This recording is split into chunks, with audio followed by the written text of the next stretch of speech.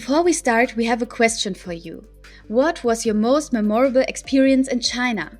It could be anything, a funny or embarrassing story, a small mishap, or a particularly beautiful moment that you associate with China.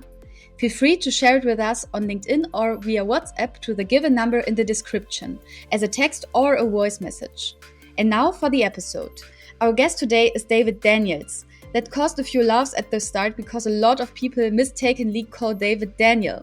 Will Thomas manage to avoid putting his food in his mouth? Our conversation today takes us straight to the stove, as David is Chief Commercial Officer International at Hexclad Cookware. We ask whether China really needs another cookware brand and whether it is a problem that more and more people in China's big cities are eating out instead of cooking. We also talk about the opportunities and challenges of entering the market for Hexclad and how the brand plans to establish itself in China. We're about to hear more from David himself. Enjoy the interview.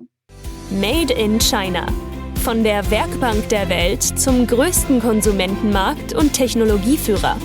Eine Reise durch das Leben, Business und die Kultur im Reich der Mitte mit Damian Maib und Thomas Derksen. Okay, so welcome to the Made in China podcast. Today we're very happy to be here in Shanghai with David Daniels. I was like, before I met you, I was always thinking like his name is David, not Daniel, because like sometimes it gets mixed up, right? It really does. Do people call you Daniel? All the time. It drives me crazy. It's like, what can't you get? It's David. What did your parents think in giving you the... No, it's David Daniels, and we are very happy that you are here. Damian is still on his Germany tour, but you met him 6 weeks ago, right? You said. Yes, we met together. Okay. Here and talked about Damian's operations here, which was very interesting. So very happy to come back. Yeah, and he told me after, because I was not here at the time, and he told me David is a really interesting guy with a lot of stories to tell, so we have to have him on the podcast. So very happy that you're here.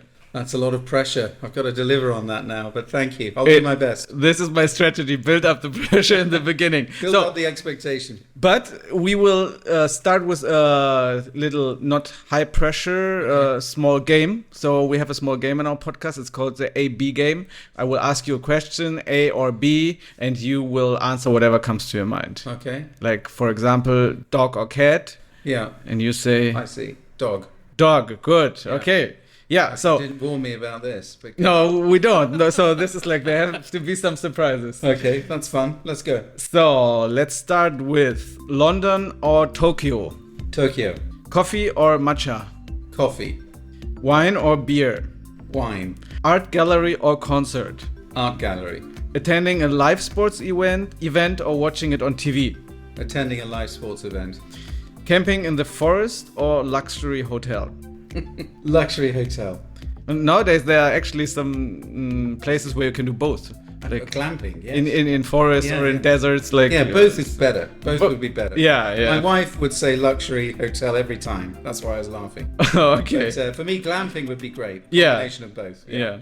So, and on that topic, early riser or night owl? Early riser. Cooking at home or dining out? Your wife would say dining out, right? Yeah, but for me, both. I love both. Okay. Am I allowed to say both? Yeah? Yeah. Sure. Okay. Pot or pan? Pan. Cooking with or without an apron? Without an apron. Yeah, me too. I should do it with. Most of the time exactly. I forget it, but just because I forget. Yeah. But I have to wash my clothes on my own, so it's just like it's my own choice. Yeah, that's it. Very good. These were the 10 questions. That was pretty easy. Okay. So now a little bit of the pressure is gone, right? Yeah. Yeah. So it's an icebreaker. The first question I noted is actually fake news. We just found it out in our small talk before this recording. So I said, David, you live in the UK and now you're touring China, but actually you don't live in the UK, right? That's right. I live in Portugal for the last 2.5 years. And before then I was living in Tokyo for the previous 20 years, most of which. But I mean, the UK isn't completely disconnected because that's where I'm originally from. Okay. So what is your connection to China then? I've been coming to China for the past 20 years, on and off. In a business capacity, although I've done some holidaying here too, but mostly in a business capacity. when I first was living in Japan back in 2004, I had a regional position running George Jensen, Danish jewelry brand. And we had a small business in China. At that time, George Jensen had a boutique in the Peninsula Hotel in Beijing. So I'd come across to Beijing every month, and I'd also spend some time in Shanghai looking for new stores. And then in other roles, I stayed in Japan, but I wasn't always at George Jensen. I was usually in retail-focused businesses, jewelry and watches mostly, and then more recently cookware. They were usually regional roles that often took into account China. So I would come across on business trips mostly to see the team, to visit the teams. And I guess most of my experience has been in Shanghai. Yeah. Although I've traveled a little bit to other places, but I'm not very well versed, outside of Beijing, Dalian, Guangzhou, Shenzhen, and then, that may be my China city experience covered. So out of personal interest, what do you like better, like Tokyo or Shanghai? Or is there what is the biggest difference for you? I suppose I have been in a love affair with Tokyo for over 20 years, and it was my home for most of that period. So I'd probably say, in any comparison, I think you did the A/B with. I love London, but I'd still choose Tokyo if I had to say, well, what's your favourite? Because it just became home, and I love so many things about it. I like Shanghai, but I wouldn't. I couldn't. It doesn't. For me, it doesn't trump Tokyo. I think it's a tremendously exciting place. I think it's Shanghai I'm talking about now. I think it's one of the most exciting cities to come to. I think it tops Tokyo. If you said, where is the most energetic city in Asia? Shanghai, easily for me. Okay. I feel the energy getting off the plane. There's a tremendous vibrancy about the place, which I really enjoy and like. I find it quite a refreshing place to come, Yeah, it's very interesting because for me, it's just always a personal connection with Shanghai. All the time I've been in China, I've always been living in Shanghai. But I was just curious about the question because yesterday I talked to someone who said Manila on the Philippines is the most exciting city in the whole Asia. I've never been there, but for me it was surprising. But because for me it will always be Shanghai, for you it will always be Tokyo, I guess. Yeah, I mean, Manila is exciting, but not always in a good way. It can be exciting because you're a bit scared. Okay. Yeah, I've never been there. Sounds fun. No, it is. Yeah. It is. It's a good city. So now you work for Hexclad Cookware. Did I say it right? You did. Yeah. You nailed it. So it's a brand for pans, pots, and all kind of kitchenware. And I checked your website, and your motto on your website is the only true hybrid cookware. So you have to explain this motto to me. Okay. The only true hybrid cookware. It's high performance, hassle-free. It's stainless steel. Okay. It's stainless steel, but it heats like a dream. It heats up very fast. And it's non-stick. Now, most stainless steel pan, unless it's got coating, is not non-stick. But it's cast iron. There's no cast iron in the pan, but it performs like a cast iron pan. So that some of the best chefs would use a cast iron pan, but cast iron is quite difficult to use and it's heavy. Mm-hmm. So you've got the versatility of stainless steel, but performance of cast iron. This is a kind of a unique design technology that brings together the qualities of these different materials so that the person using them can cook very easily. Practically, it's very easy. It's very easy to clean up. It's dishwasher safe, or it's very easy just to wash with soap and water. And this hybrid technology, if you look on the inside of the pan, there's these little hexagonal peaks. Yeah. In a metal frame that give this durable surface, and that's what makes the heat distribution so fast, so even, and you're able to perfectly sear every time. And then between those peaks are these little valleys, and those little valleys are where the non-stick happens. There's a high grade non-stick there for extra toughness. That's I hope I've described this versatility, which we describe as our hybrid technology, which, we believe is our point of difference from an average frying pan. Yeah, talking about average frying pan. So as a German, we have a lot of German kitchen brands living here in China. So my question would be, does China really need another kitchenware brand? There's so many like foreign, like German, Chinese, and you have like competitors from all over the world. It's definitely red ocean. But actually, surprisingly, or unsurprisingly, my answer would be yes, definitely.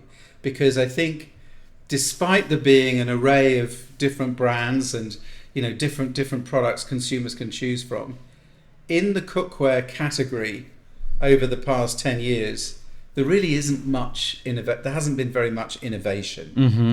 So the customer's choices are different sizes, different colors, different shapes, occasionally some different materials. Ceramic pans have become a little bit popular recently, but there's no real innovation.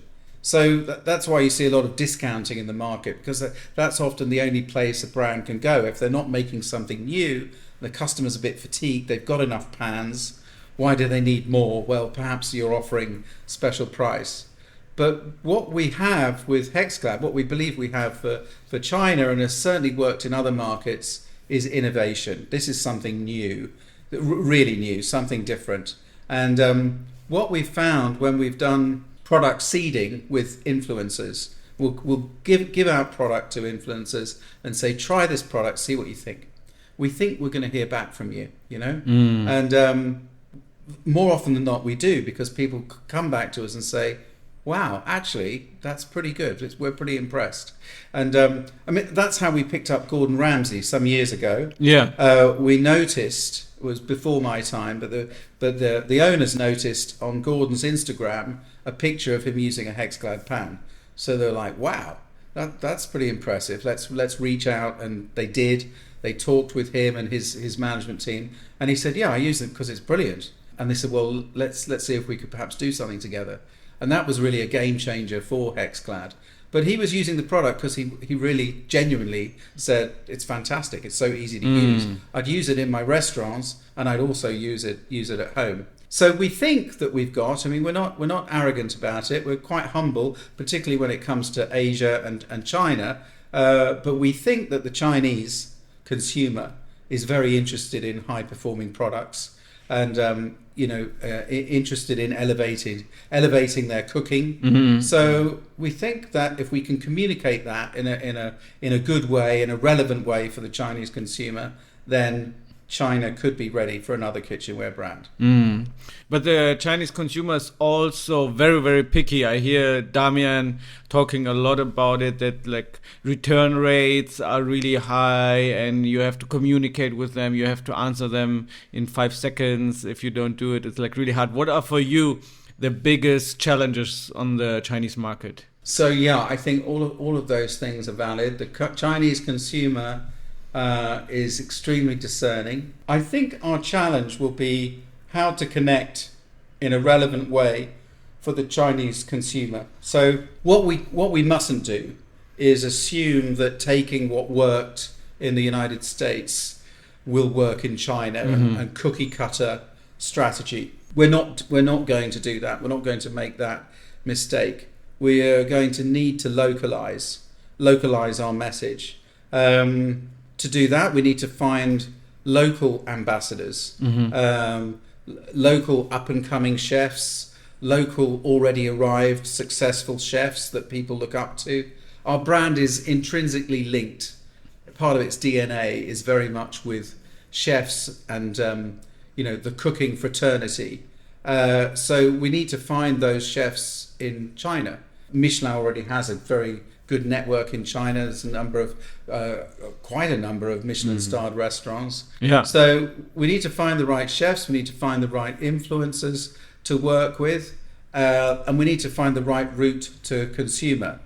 So we're a direct-to-consumer business. We're not trading through traditional retail anyway. Okay. So you only sell online, or? We only sell online. Okay. So, in the US, we sell online through our .com and then through Amazon Marketplace. Yeah. And then we also do a roadshow business. Our one retail part is experiential retail, Costco roadshows. Okay. Which we've done from the beginning. So you go there and you cook. We do a cook and feed the people. We do a cook up. We feed the people. We show them the pans. They touch the product. We give them a special offer as Costco members for that week, and it works very well. It's a very good business. And we're doing that. Actually, we rolled that out to Japan. We started our first roadshow in Japan just a couple of weeks ago.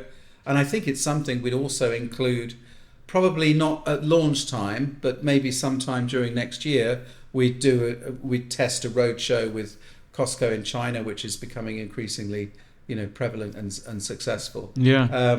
But most of the business focus and route to market will be direct to consumer. No different in China.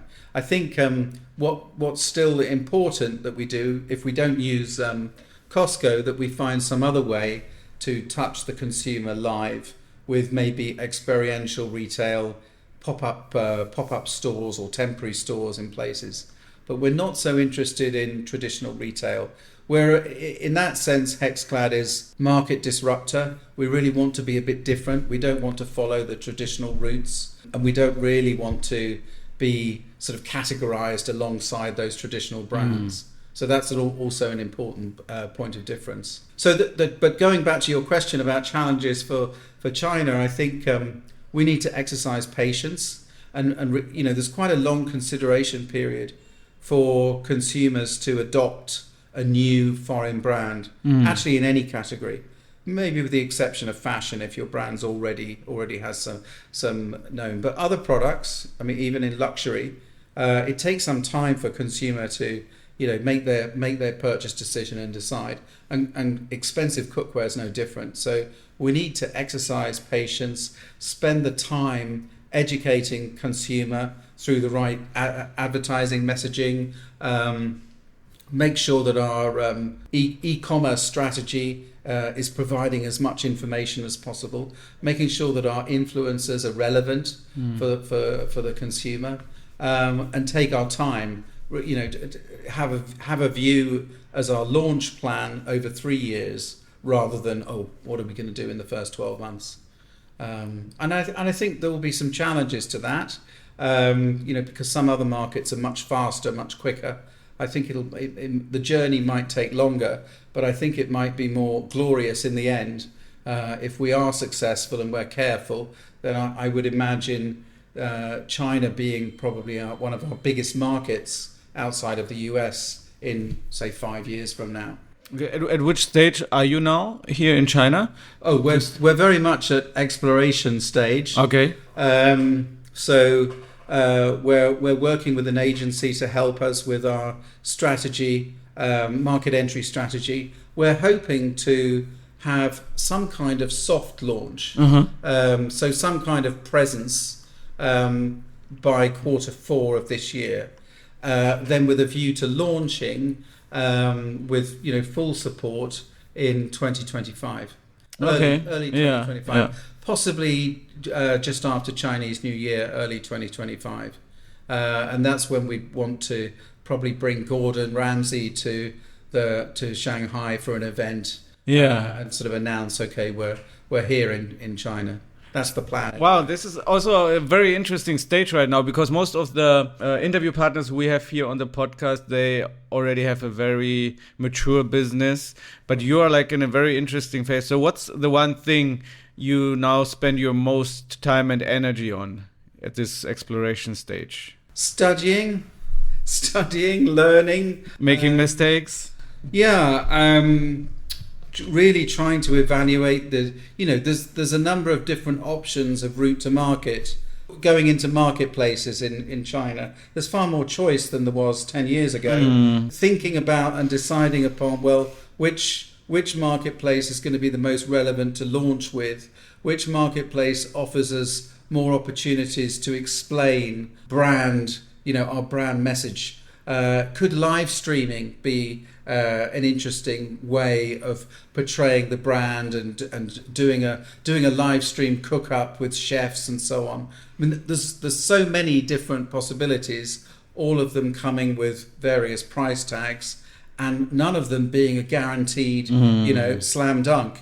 Yeah. So it's trying to weigh up all of those different options and thinking about, well, probably step one, before we even think about sales targets and how much money we're going to take, is step one is how are we going to inform the consumer and be relevant to the consumer. The sales will come later. The most important aspect for us is thinking about where we should be present, how we should present the brand. So I'm spending a lot of time on that. I'm also spending a lot of time, which is slightly less interesting but still essential, on the compliance part, on setting up our legal entity. We're halfway through that process. Compliance with our products need to be tested in China. So all of that kind of pre-work is essential as part of the market entry plan.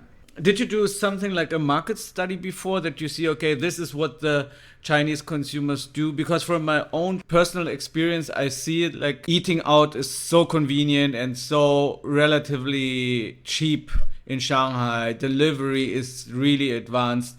And I get the feeling that more and more of my friends, they don't even cook anymore at home. What do you do to tackle this challenge? Or do you say if the number of people cooking home is relatively low in China, in absolute numbers it's still very high? What's your approach? I think it's a good point. It's quite cyclical, but yeah, we studied the cookware market. We looked at the data. Previously I was running Le Creuset business. I was CEO for Asia for Le Creuset, based in Tokyo, but I was overseeing China, so I have a little experience in the cookware category. Obviously, COVID was a really tough time particularly for China. But one thing that COVID did was it created a lot more chefs. Yes. Right. Yeah, everyone became a chef. Everyone became a chef. Yeah, people were baking and cooking, and absolutely. like we had so many Michelin restaurants, I think, in every compound. It was the only positive thing I can think of that came out of that dreadful time. But it created more of an awareness. People who had no idea how to cook suddenly had to learn. So it created more cooks. The cookware business at that time suddenly, had a huge boost in sales. Yeah. So consumption and usage really went up. And then you see sort of after COVID, when you look at the data, there's quite a dip. Now, the dip doesn't necessarily mean that people are not cooking anymore. It just means that actually their kitchens are now full of cookware. They've got enough stuff. I think it's true. It's very easy particularly in Shanghai, but other cities too, to get your takeaway delivered or go out to eat. But I'm not sure everyone's eating. The data would suggest that not everyone is eating 7 days a week. And so even for those people that maybe spend half the week out, they're still doing something at home. And there's more interest in maybe elevating what they're doing at home. So I think that there's enough space in the market for us to come with something new. But we don't assume, it's not like looking at, this market's sort of growing so fast. It's fairly flat, to be honest. We've looked at the data. It's pretty flat. But we can still make inroads in a flat market. We're hoping that with our innovation, with a kind of quite unique message around Gordon Ramsay and chefs and so on, that we have something different to say. And I think the important thing is that Chinese consumers more and more want good quality. Yeah. They want the best product available that's good quality and durable. And I think that's also one of Hexclad's points of difference. It's expensive. It's a premium consumer product, but it's expensive backed up with a lifetime guarantee. Okay. Now, I'm not aware of any frying pan that offer a lifetime guarantee. I think Hexclad's unique in that way. But we stand by that. So if something happens to the product that you haven't misused and been bashing it around too much, we'll replace the product. We stand by that guarantee. So, and are you planning to do products especially for the Chinese consumers, because they have very different cooking methods and cooking habits than the consumers, than the cooks in the US or in Europe, right? Absolutely, yeah. I think The size of products are quite important. Yeah. I mean, and that's similar across actually other Asian countries too. Kitchen size, hob size is different. So probably we need to focus more on a smaller size product. But we're already developing for Japan, for example, a rice cooker. But I think that could have good potential in China also, and other products. So yes, we are very keen to listen to the consumer, to look at the market and be developing products that are appropriate specifically for China. So you said you're a premium product, and for premium products, supply chain and production is especially important. What is your approach to get the best quality for the lowest production cost? So we've been working with our factory really since launch 7-8 years ago, and our products are made in China, not far from Guangzhou, and we have superb product quality, very, very small return rates. We were obviously concerned moving internationally about that, particularly when we launched in Japan, but we've had no issue. So we have a strong focus on it in the factory. We have a very good relationship with the factory. The factory are only producing, they have their own proprietary brand, but otherwise they're only producing for us, for Hexclad. So we're fairly confident that we've got a stable supply chain, a very high level of quality, and we're also set up from a supply chain point of view from Guangzhou across China. So that part we're really quite advanced, I would say.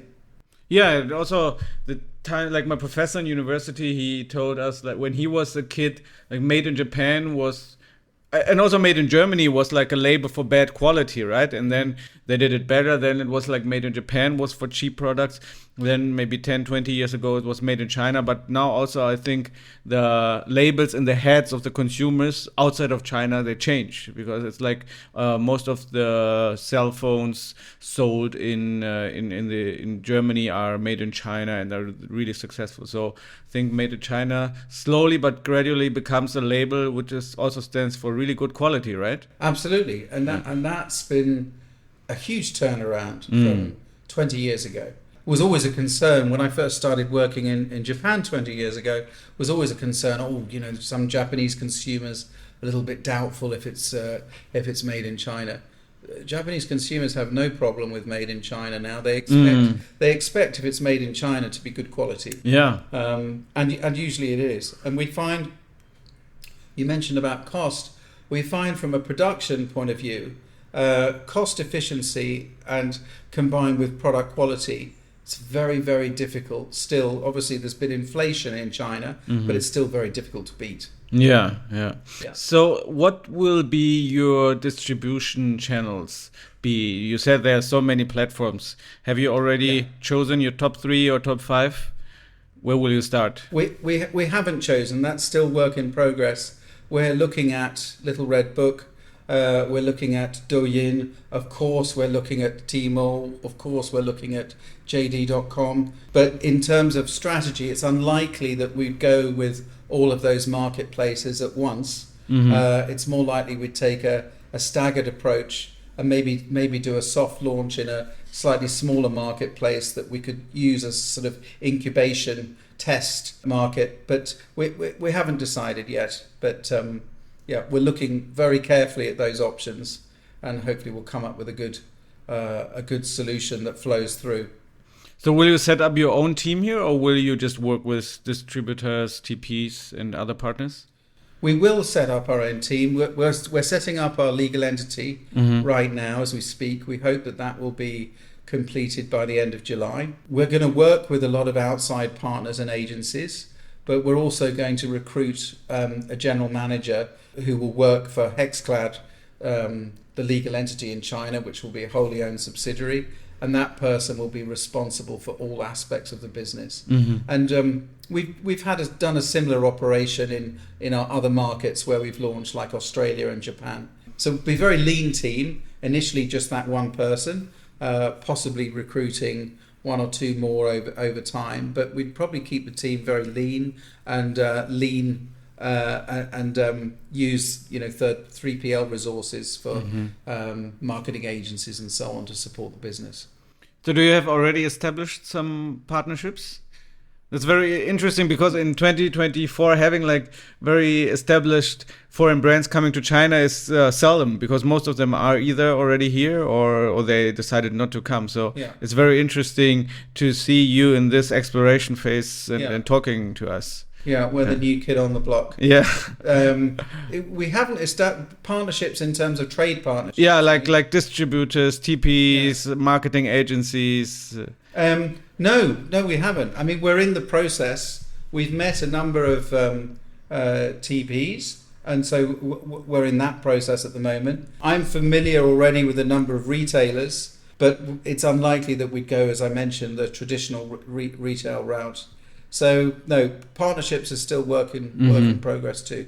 Okay, so I guess you talked to Damian 6 weeks before, right? Of course. Okay. Yes, of course. Yeah. So, no, Damian made a proposal. So we will see how this works out. Yes. So my last question would be, what is your 5-year goal for Hexclad here in China? Because 5-year plans are really popular in China. So and also you're in a very interesting phase where you and your bosses and then your team are making plans. What would be your ideal state be in 5 years? To put that in a sentence, we'd like to be within 5 years the biggest market outside of the United States. Okay. But I would add to that so that you don't get the wrong idea of our approach.